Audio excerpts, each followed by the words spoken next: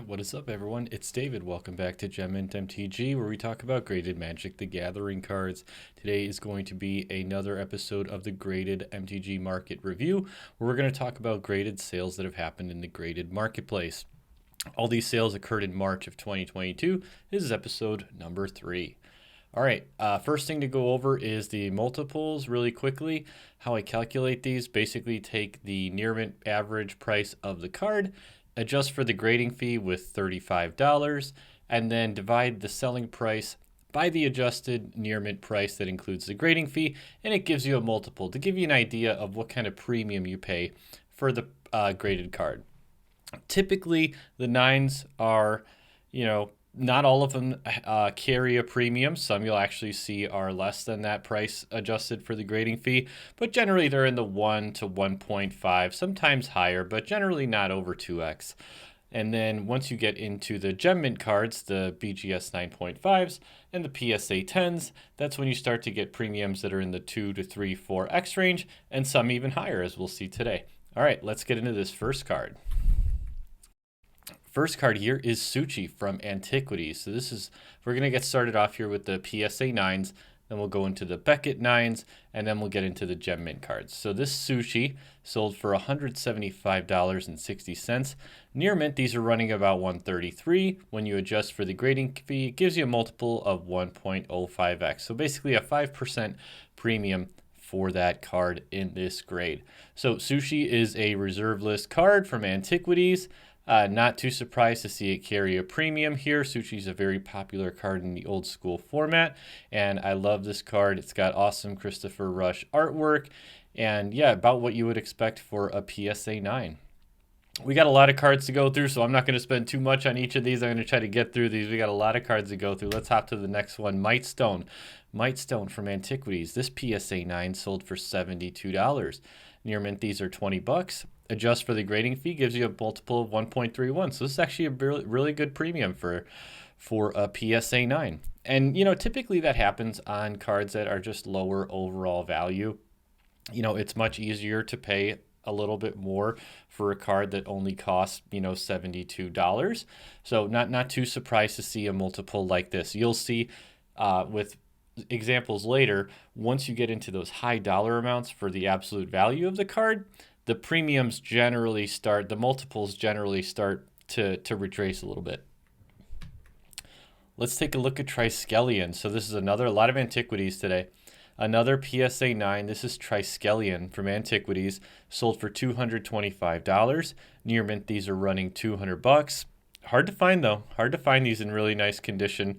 Adjust for the grading fee, gives you a multiple of 0.96x. So like I said, not all 9s, both Beckett and PSA, tend to carry a premium. Sometimes you'll get a card like this where it's really not much more than, or it's not even as much as the near mint average plus the cost of the grading fee. Moving on to Alpha Sinkhole. So this is another one. So you see the selling price starts to get up, and sometimes the multiple can decrease. But I will say, this card and a lot of other cards, we got a lot of alpha cards today. There were a lot of alphas for sale this month. I cannot state how hard it is to find a truly near mint alpha card. So even though the near mint average here is $400, I highly, highly doubt that, really any of those near mints would actually grade out to a 9. So take these multiples with a grain of salt on any of the alpha cards. There's actually several alpha cards that I didn't even include a near mint average or a multiple because I couldn't find any, and it didn't seem right to try to guess.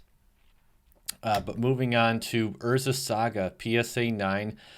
Gilded Drake. So Gilded Drake is a reserve list card, really popular in the EDH format. This is, a really popular card, especially in CEDH. But this is more of a player's card, I would say. This is not necessarily a highly sought after collector's card. So it doesn't really surprise me to see it not really carrying a strong multiple. A PSA 9 Gilded Drake just doesn't command too strong of a premium. Warp Artifacts. So here you can see, once again, not only are the is it really hard to find a near mint alpha card. But once you start to get into the really high dollar amounts, generally the multiples start to decrease. So on average, you're paying about $12.50 for Warp Artifact, and this one sold for $11.25. But once again, that's if you can find a truly near mint Warp Artifact. Good luck, gonna be very hard. Nightmare from Alpha. So this one, now this is an extremely popular card, very powerful card. Really awesome artwork. Everybody knows this card. Anybody who's been playing Magic for a long time knows Nightmare from Alpha. So this PSA 9 sold for $3,550. I did find a BGS 7.5, which is a near mint, that was $2,137. So I felt like that was a good representation of what a truly near mint Alpha would sell for. And that was $2,137. So when you adjust for the grading fee, it's a multiple of 1.63x. I think that alphas, alpha rares like this, I think, Warp Artifact, yeah, it's a rare, but it's a rare that sucks, that nobody likes. But a card like this is a card that people like. This is a card that people want in their collection. I'm not surprised to see it carry a strong premium for a PSA 9. And again, that's a BGS 7.5. Even though that is a near mint card, generally BGS 7.5s, most people would consider those lightly played. A lot of the BGS 7.5s, they're not really crispy minty. Like if you remember that Mox Emerald that I got graded, that came out to BGS 7.5, and that card was purchased in heavily played condition. So I don't really think the BGS 7.5 is truly a near mint. I think that a truly near mint, BGS 8.5 would probably be more in the $2,500 to $3,000 range, and that multiple would drop into what you would, be more typical of a PSA 9 in that 1.25. 1.25 range. But either way, great to see a beautiful card like this selling at a price like $3,550.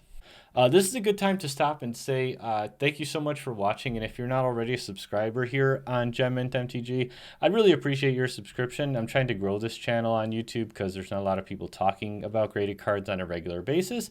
And I'm trying to change that. I love presenting data like this. I'm glad to see more people joining the channel. And if you're out there watching and you're not already a subscriber, hit that subscribe button and join in the fun. And I'll bring you more and more graded content all the time. Moving on to Stasis. So here's another alpha card. A lot of alpha cards today. A lot of alpha, a lot of antiquities. But this PSA 9 sold for $2,938. Near mint, I put $3,100, but once again, these are just so hard to find, and I really don't like platforms like TCG Player where people don't post a photograph of the card that they're selling. To me, it's crazy that you would put a, quote unquote near mint Stasis or any other alpha rare up on TCG Player and not include a photograph. I would never purchase a near mint card off TCG Player of this value. I don't know how people do that. Just sight unseen, purchase a card for thousands of dollars. So once again, take that near mint average with a grain of salt, but it sold for a 0.94x multiple. Again, generally with these really high dollar alpha cards, they tend to be around the near mint price for that card. It's not going to be a huge premium. Like I said with the Nightmare, I think that Nightmare, it looked like a high multiple, but I think that's just because it's hard to find a truly near mint raw copy of it, and there's really no reference points for an 8.5 to go off, or a PSA 8 to go off of that I could find. Now look at this. This is an interesting one. So this Wrath of God sold for $2,330.33. I could not find any near mints I could not find any raw near mints on the market. Like I've said several times already, near mint alpha cards, especially rares, are incredibly hard to find. But one thing that I did think was interesting in doing my research, trying to find a near mint, a BGS 8 sold for $2,680, like literally in the same week that this PSA 9 sold for $2,330. This BGS 8 sold for $2,680. That's, several $100s more than this card sold for. So you can see there's a lot of variance in the market on these alpha cards, especially. Once you get into these high dollar amounts, it really depends on who's watching the card, whether it's an auction or a buy it now, when the listing ends, all kinds, who the seller is, all kinds of stuff can really play into it. We'll actually see another example of that with Alpha Lightning Bolt that I think was really interesting. But yeah, I thought it was interesting that a BGS 8, which is a full grade lower, actually sold for $300 more. Perhaps the card, presented better, but, kind of surprising to see a PSA 9 actually sell for less than a BGS 8. Moving on to Mana Vault. So another alpha rare. Now this one sold for $3,826. I have a near min average of 4,350, but once again, this is listings without photographs, which I do not trust at all. I would never purchase this card without being able to see it first. And I think that a lot of times, with these, especially with these really high dollar alpha rares, you can ask for whatever you want. I don't think people are going to be scrambling to buy a sight unseen Mana Vault for over $4,000. So I really think that near mint average, it would probably be lower if you were to purchase that card, perhaps from a private Facebook group or something else like that, or find one on eBay where you can see the photographs. But it's just hard to find examples of near mint alpha rares that are truly near mint and actually for sale. So this multiple of 0.87x, I think it would be higher. I think it would be in the 1 to 1.25 range if you could find, a truly near mint one for like $3,500 that someone might actually buy if they could see the card. Because like I said, you can ask for however much you want on TCG Player, but you're not going to always get it. Moving on to Lich from Alpha, sold for $1,832. Couldn't find any near mints. Wasn't gonna try to guess. No idea what the multiple is, but hey, this is this is how much a mint condition PSA 9 Lich sells for $1,832.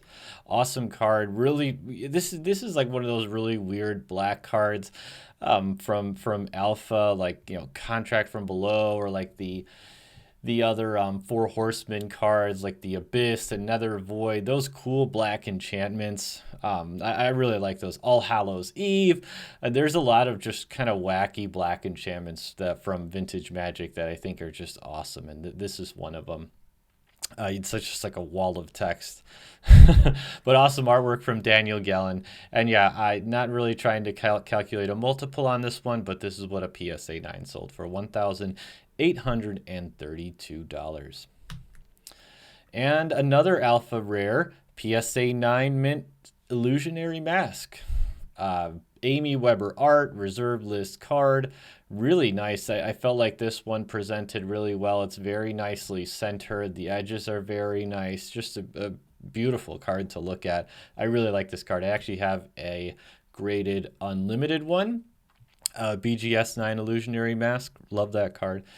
But yeah, it sold for $1,911. And once again, could not find anything resembling a near mint card. So not trying to calculate a multiple here, but this is what I would say is that, you would get generally close to $2,000 for a mint condition Illusionary Mask.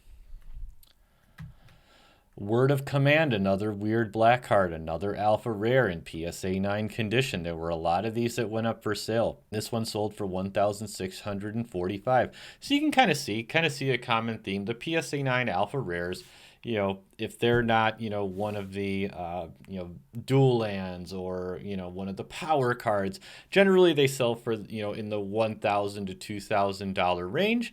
For the really popular cards or more iconic cards like, Wrath of God, that one was a lot more. It's just a stronger, better card overall, more collectible card. That one sold for, well over $2,000. But generally, a lot of these have been in that, $1,500 to $2,500 range for PSA 9s. And now we're moving on to Mom Diamond. Oh gosh, this that's supposed to say Mox Diamond. But now we're getting into the BGS 9. So gonna change gears here and switch to BGS 9s. That was the PSA 9 section. So this Mox Diamond sold for $671. Near mint, these are running about $615. Adjust for the grading fee, just what you would expect, just as a very small premium for the BGS 9.